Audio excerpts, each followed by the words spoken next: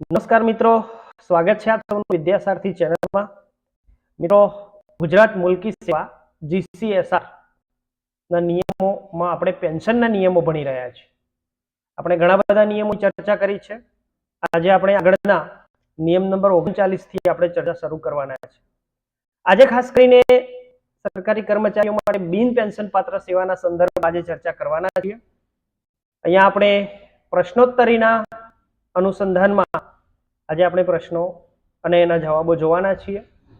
તો શરૂઆત કરીએ આજના વિડીયો.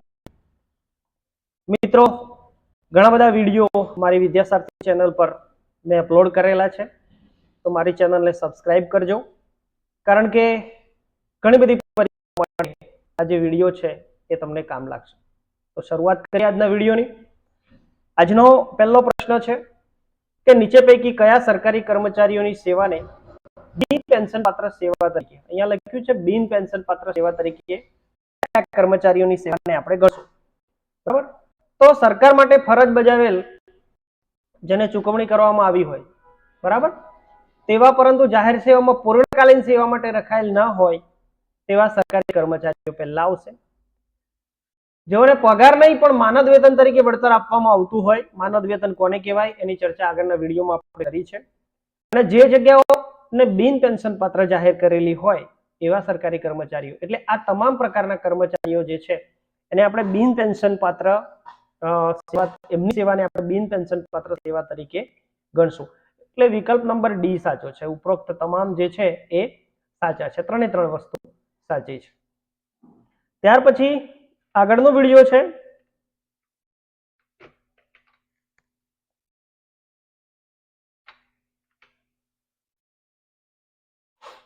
નિયમ નંબર 40. કોઈ પણ સેવાને બિન પેન્શન પાત્ર સેવા તરીકે અથવા એને જાહેર કરવાનો અધિકાર કોને છે? બરાબર.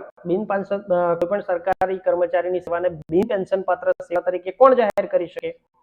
તો અહીંયા લખ્યું છે કે આ નિયમોના અમલ બાદ ઊભી કરવામાં આવેલી કોઈ પણ જગા કે એકમની સેવા, બરાબર, પ્રવર્તમાન જગાઓના ભાવિ પદધારીઓને સેવાઓને પેન્શનના હેતુ માટે સરકાર કોણ જાહેર કરી શકે છે? સરકાર. બરાબર. એટલે આ નિયમોનો અમલ થયા બાદ ફરીથી ઊભી કરવામાં આવેલી કોઈ જગા અને એકમની સેવાને પણ સરકાર બિન પેન્શન પાત્ર જાહેર કરી શકે. બરાબર. પછી વર્તમાન જગ્યાઓ છે પણ ભાવિ જે લોકો એમાં સેવાઓ તરીકે જોડાવાના છે એને પેન્શનના હેતુ માટે બિન પેન્શન પાત્ર સરકાર જે છે એને જાહેર કરી શકે. એટલે ઉપરોક્ત તમામ વિધાનો સાચા છે. વિકલ્પ ડી જે છે એ સાચો છે. ત્યાર પછી આગળનો પ્રશ્ન છે કે ત્રીજા પક્ષ પાસે છે સેવા ખર્ચ વસૂલાતના સંદર્ભમાં નીચે પૈકી શું સાચું છે? નિયમ 41 અહીંયા કહે છે કે ત્રીજા પક્ષ પાસેથી સેવા લેવામાં આવતી. આગળ આપણે ચર્ચા કરી છે મિત્રો કે ત્રીજો પક્ષ કોને કહેવાય. બરાબર છે. ઘણા ખાતાઓની અંદર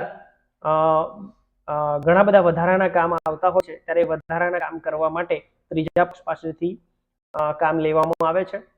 તો આની અંદર આ પ્રશ્નના અનુસંધાનમાં 4 ઓપ્શન અહીંયા આપેલા છે. જો સરકારી કર્મચારીની નિમણૂક, નિયંત્રણ અને ચૂકવણી સરકાર દ્વારા થતી હોય તેવા પેન્શન પાત્ર સેવાના સરકારી કર્મચારીઓનો પૂરો કે અંશતઃ પગાર ત્રીજા પક્ષ પાસેથી વસૂલ લેવામાં આવતો હોય તો તેની સેવા પેન્શન પાત્ર સિવાયની અન્યથા ગણી શકાશે નહીં. બરાબર. એટલે ત્રીજા પક્ષ પાસેથી સેવા લેવામાં આવતી હોય ત્યારે ત્રણેય વસ્તુ સાચી છે. બરાબર છે. એટલે સરકારી કર્મચારીની નિમણૂક જે છે, નિયંત્રણ અને ચૂકવણી આ સરકાર દ્વારા થતી હોય. બરાબર. પછી આવા પેન્શન પાત્ર જે સરકારી કર્મચારીઓ છે એનો પૂરેપૂરો પગાર કે અંશતઃ પગાર ત્રીજા પક્ષ પાસેથી વસૂલ લેવામાં આવતો હોય તો તેની સેવાને પેન્શન પાત્ર સિવાયની અન્યથા ગણી શકાશે નહીં. એટલે આ ત્રણેય વિધાનો, ઉપરોક્ત ત્રણેય વિધાનો સાચા છે. ત્યાર પછી મિત્રો નિયમ નંબર 42 છે. તો નિયમ નંબર 42 માં એવું લખ્યું છે કે કેટલા વર્ષની પેન્શન પાત્ર સેવા પછીની સેવાની પાત્રતાની ચકાસણી કરવામાં આવશે? મિત્રો, સરકારી કર્મચારીની અમુક પ્રકારની સેવા પૂરી થાય, અમુક વર્ષોની સેવા પૂરી થાય ત્યાર પછી એને પેન્શન પાત્ર સેવાની ચકાસણી કરવામાં આવે છે. તો એવી કેટલા વર્ષની સેવા પૂર્ણ કરે ત્યારે એને પેન્શન પાત્ર સેવાની ચકાસણી કરવામાં આવે. તો અહીંયા જુદા જુદા ઓપ્શન આપેલા છે. 20 વર્ષની પેન્શન પાત્ર સેવા પૂરી કરે ત્યારે, 25 વર્ષની કરે કે 30 વર્ષની કરે ત્યારે. મિત્રો, અહીંયા 20 વર્ષની પેન્શન પાત્ર સેવા જ્યારે પૂરી કરે ત્યારે એને પેન્શન પાત્ર સેવાની પાત્રતાની ચકાસણી કરવામાં આવે છે. ત્યાર પછી નિયમ નંબર 42 ના અનુસંધાનમાં જ બીજો એક પ્રશ્ન છે કે 20 વર્ષની પેન્શન પાત્ર સેવાની પાત્રતાની ચકાસણીના સંદર્ભમાં નીચે પૈકી કયા વિધાન કે વિધાનો સાચા છે? બરાબર, હવે અહીંયા જુદા જુદા પ્રકારના 4 વિધાનો આપેલા છે 20 વર્ષની પેન્શન પાત્ર સેવાના સંદર્ભમાં. એમાંથી શું સાચું છે આપણે નક્કી કરવાનું છે. બરાબર, તો 20 વર્ષની પેન્શન પાત્ર સેવાની પાત્રતાની ચકાસણી કોણ કરશે? તો મિત્રો જો ગેઝેટેડ ઓફિસર હોય, રાજપત્રિત અધિકારી હોય તો ખાતાના વડાએ એને ચકાસણી કરવી પડે છે. પછી બિન રાજપત્રિત અધિકારી હોય તો એને કચેરીના વડા છે. બરાબર, તો આ બંને વસ્તુ યાદ રાખશું. અને બીજું કે પેન્શન અને પ્રોવિડન્ટ ફંડ નિયામકની કચેરી ગાંધીનગર સાથે પરામર્શ કર્યા પછી, બરાબર, સરકારી કર્મચારીઓએ બધી સેવાની ખરાઈ કરવાની, આની સાથે પરામર્શ કરીને ખરાઈ કરવાની. પછી પેન્શન પાત્ર સેવાની નક્કી કરવાની. નમૂના 2, બરાબર, નક્કી કરાયેલ પેન્શન પાત્ર સેવાની તેને જાણ કરવી પડશે. એટલે રાજપત્રિત અધિકારી હોય તો ખાતાના વડાએ અને બિન રાજ્યપત્રિત અધિકારી વર્ગ 3 અને 4 ના અધિકારીઓ કર્મચારીઓ હોય તો કચેરીના વડાએ પેન્શન અને પ્રોવિડન્ટ ફંડના નિયામક સાથે પરામર્શ કરવો પડશે. અને નમૂના 2 માં નક્કી કરાયેલ વસ્તુ જે છે એની પેન્શન પાત્ર કર્મચારીઓની નિયામકને જાણ કરવી પડશે. એટલે આના અનુસંધાનમાં 4 વિકલ્પો સાચા છે. ત્યાર પછીનો પ્રશ્ન છે પેન્શન પાત્ર પગાર એટલે શું? મિત્રો આ ખૂબ મહત્વનો નિયમ છે, નિયમ નંબર 43. પેન્શન પાત્ર પગાર આપણે કોને કહીશું? તો અહીંયા લખ્યું છે સરકારી કર્મચારીએ છેલ્લા 10 માસની સેવા દરમિયાન ઉપાર્જિત કરેલો 10 માસની સેવા દરમિયાન ઉપાર્જિત કરેલો સરેરાશ પગાર. બરાબર, આ સાચું છે. સરકારી કર્મચારીઓનો છેલ્લો પગાર. બરાબર, 2 ઓપ્શન અહીંયા આપેલા છે. તો મિત્રો આપણે જ્યારે પેન્શન રૂલ્સની અંદર જોઈશું 2002 ના, તો આ એક જ ઓપ્શન આપેલો છે કે સરકારી કર્મચારીએ છેલ્લા 10 માસની સેવા દરમિયાન ઉપાર્જિત કરેલો સરેરાશ પગાર. પરંતુ આ એક સુધારો થયો છે. બરાબર, કે સરકારી કર્મચારીનો છેલ્લો પગાર જે છે એ પણ હોઈ શકે છે. એટલે આ બંને ઓપ્શન સાચા છે. આ સુધારાવાળો છે છેલ્લો પગાર જે છે પેન્શન પાત્ર પગાર, સરકારી કર્મચારીનો છેલ્લો પગાર પણ હોઈ શકે અને આ સરેરાશ પગાર પણ હોઈ શકે. એટલે ઉપરોક્ત તમામ સાચા છે. અહીંયા ડી વિકલ્પ સાચો છે. ત્યાર પછી નિયમ 43 છે પેન્શન પાત્ર પગારના હેતુ માટે પગાર એટલે શું? પગાર એટલે શું? બરાબર, શેના હેતુ માટે? પેન્શન પાત્ર પગારના હેતુ માટે. સરકારી કર્મચારીએ કાયમી, હંગામી કે મુદતી જગ્યા ઉપર કાર્યકારી કે કાયમી હેસિયતમાં આકારેલો પગાર એટલે પેન્શન પાત્ર પગાર. આ વ્યાખ્યા આપણે યાદ રાખીશું. સરકારી કર્મચારી કાયમી જગ્યા હોય, હંગામી જગ્યા હોય કે મુદતી જગ્યા હોય, એને કાર્યકારી હેસિયતથી કે કાયમી હેસિયતથી એનો જે આકારેલો પગાર છે એને આપણે શું કહીશું? પેન્શન પાત્ર પગાર કહીશું. બરાબર, પગારના હેતુ માટે. એટલે ઉપરોક્ત તમામ સાચા છે. આ વિધાન સાચું છે. બરાબર છે. ત્યાર પછીનો આગળનો પ્રશ્ન છે પેન્શન પાત્ર પગારના નિયમના હેતુ માટે નીચે પૈકી કયો પગાર પગાર તરીકે ગણવામાં આવશે? બરાબર, અહીંયા પેન્શન પાત્ર પગાર જે છે એના નિયમના હેતુઓ માટેની ચર્ચા આપણે કરીએ છીએ. તો એના અનુસંધાનમાં 4 ઓપ્શન અહીંયા આપેલા છે. બરાબર, તો કયો પગાર એને પગાર તરીકે ગણવામાં આવશે? તો નિવૃત્તિની તરત પહેલા અથવા નોકરી દરમિયાન અવસાન પહેલા એનો જે પગાર હોય એ, ફરજ પરથી રજા પર ગેરહાજર રહેલ હોય અને રજા પગાર મેળવતો હોય ત્યારે, બરાબર, ફરજ મોકૂફી હેઠળથી નોકરી રદ કર્યા સિવાય પુનર્નિયુક્ત કરવામાં આવેલ હોય ત્યારે, કર્મચારી ફરજ પરથી ગેરહાજર ન રહ્યો હોત અને ફરજ મોકૂફી હેઠળ મૂકવામાં આવ્યો ન હોત તો તેણે જે પગાર મેળવ્યો હોત તે પગાર આ નિયમના હેતુ માટે પગાર ગણાશે. આ 4 ઓપ્શન મિત્રો સાચા છે. અહીંયા પહેલા ઓપ્શનમાં લખ્યું છે નિવૃત્તિની તરત પહેલા એનો જે પગાર છે એ, અથવા નોકરી દરમિયાન એનું અવસાન થાય છે અને અવસાનની તરત પહેલા જે પગાર છે એ પણ પગાર એનો ગણવામાં આવશે. પછી ફરજ પરથી રજા પર હોય, બરાબર, અને રજા પગાર મેળવતો હોય ત્યારે તેનો જે પગાર હોય એ, કોઈ ફરજ મોકૂફી હેઠળ કોઈ સરકારી કર્મચારીને મૂકવામાં આવે હોય પરંતુ એની ફરજ મોકૂફી ગણી નથી અને નોકરી રદ કર્યા સિવાય એને પુનર્નિયુક્ત કરવામાં આવ્યો છે ત્યારે પણ એનો જે પગાર જે છે એ ગણાશે.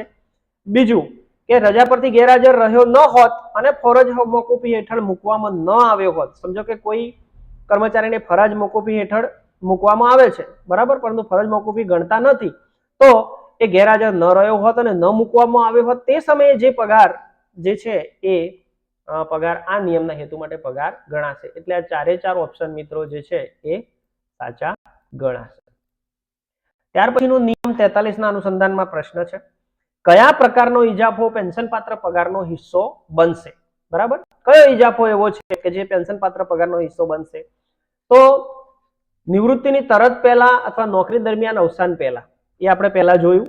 બરાબર, નિવૃત્તિ થાય એના તરત પહેલાનો જે ઇજાફો છે એ, નોકરી દરમિયાન અવસાન થયું હોય ને એના પહેલાનો જે ઇજાફો છે એ, સરકારી કર્મચારીએ ફરજ પરથી અસાધારણ રજા સિવાયની અન્ય રજા દરમિયાન ઉપાર્જિત કરેલો ઇજાફો, બરાબર, અસાધારણ રજા નથી ગણતા પણ એ સિવાયની જે રજા એને ભોગવી હોય અને એમાં જે ઇજાફો એને મેળવ્યો હોય એ ઇજાફો પણ પગારનો હિસ્સો બનશે. અને રજાના 6 માસ દરમિયાન અટકાવવામાં આવેલો ન હોય, બરાબર, રજા પર હોય એના 6 માસ સુધીમાં એનો અટકાવવામાં આવેલો ન હોય એવો ઇજાફો હોય તો આવો ખરેખર નહીં આંકાયેલી ઇજાફો જે છે એ પેન્શન પાત્ર પગારનો હિસ્સો બનશે. એટલે 4 પ્રકારના ઇજાફા જે છે એ પેન્શન પાત્ર પગારના ઇજાફા બનશે. એટલે નિવૃત્તિની તરત પહેલા, નોકરી દરમિયાન અવસાન પહેલા અને અસાધારણ રજા સિવાયની અન્ય રજા દરમિયાન ઉપાર્જિત કરેલો જે ઇજાફો છે એ ઇજાફો, અને 6 માસ દરમિયાન અટકાવવામાં આવેલો ન હોય, આવો ખરેખર જો આકારેલો ન હોય, આ બધા જ ઇજાફા જો આકારેલા ન હોય તો આ બધા પ્રકારના ઇજાફા જે છે એ પેન્શન પાત્ર પગારના હિસ્સો બનશે. ત્યાર પછી આગળનો પ્રશ્ન છે કે સરકારી કર્મચારીએ તેનું પેન્શન જો ફાયદાકારક જણાય તો નીચે પૈકી કયો વિકલ્પ આપી શકશે? બરાબર, અહીંયા સરકારી કર્મચારીને પેન્શન માટે વિકલ્પો આપવામાં આવે છે, બરાબર, તો એનો વિકલ્પ છે કે 36 માસના કે 20 માસના સરેરાશ પગારના આધારે પુનઃ ગણતરી કરી સુધારવા માટેનો વિકલ્પ. સરકારી કર્મચારી માટે એક વિકલ્પ આવો પણ રહેશે કે પોતાના 36 માસના કે 20 માસ સરેરાશ પગારના આધારે પુનઃ ગણતરી કરવા માટેનો વિકલ્પ આપી શકે, બરાબર, પણ એ વિકલ્પ ક્યારે આપવાનો? તો નિવૃત્તિની તારીખથી 1 માસની અંદર આપવાનો રહેશે. અને જે વિકલ્પ આપ્યો છે, 36 માસ આપ્યો કે 20 માસ આપ્યો છે, એ જે છે વિકલ્પ એનો શું છે? આખરી ગણાશે. એટલે ઉપરોક્ત તમામ વિગતો, એટલે ઉપરોક્ત તમામ જે એબીસી વિકલ્પો છે એ સાચા છે. તો મિત્રો, પેન્શનના નિયમો 2002 ના નિયમ નંબર 43 સુધી આજે આપણે જોઈએ છીએ. મિત્રો, ઘણા બધા નિયમો ચર્ચા હજી પણ આપણે કરવાની છે, અને મને આશા છે કે તમને આ પેન્શનના જે નિયમો છે એ આપણે જે તે ઓફિસમાં આપણે કામ કરતા હોઈશું ત્યાં પણ ઉપયોગી થશે અને પૈસાની દ્રષ્ટિએ પણ ઉપયોગી થશે.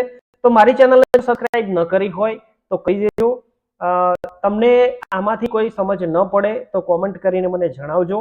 બીજી એક મારી રિક્વેસ્ટ છે કે આપ નોટિફિકેશન જે છે એ ઓન કરી દેજો કે નવા વિડીયો જે આવે એની જાણ તમને થઈ શકે. તો આજના દિવસ માટે મિત્રો આટલું જ. નવા વિડીયો અને પેન્શનના આગળના નિયમો માટે મારા આગળના વિડીયો સુધી આપને રાહ જોવી પડશે. ત્યાં સુધી થેન્ક યુ.